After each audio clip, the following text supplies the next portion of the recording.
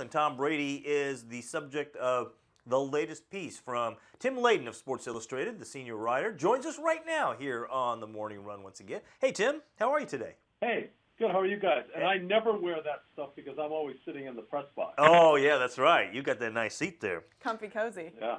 And we like that because you write great pieces like you did for Sports Illustrated here regarding Tom Brady. I know it hasn't been released yet, but give us an idea. First of all, what inspired this piece about Tom Brady and the relationship he has with his receivers?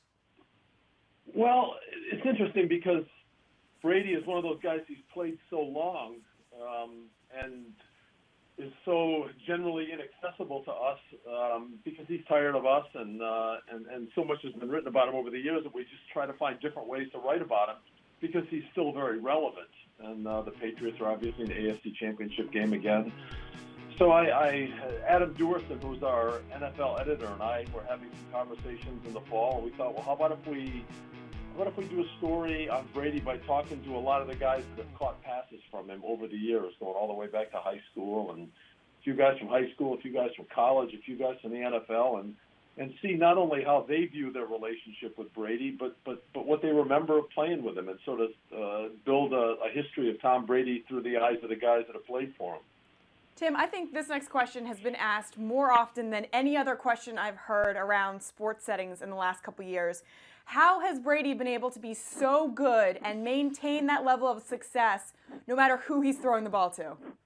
I think the thing that stands out when you talk to guys that played with him in high school and college even is that a lot of the same qualities that he has now, sort of that over-the-top obsessiveness with detail and competitiveness, were all present when he was 15 and 16 years old.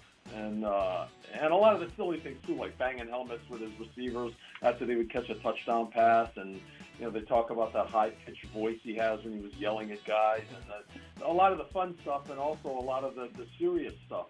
And I think that when you try and piece it all together, the roadmap takes you to a place where this is a guy who's always been all in, and he's always been all in with his teammates, and he's always been all in on the preparation and both physically and mentally, and all in on the competitiveness. And it's just allowed him to stick around because he hasn't given up on any of that. And I think also he's been lucky.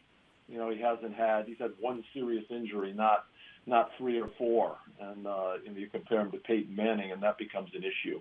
But I think what it is a lot of those things have always been present.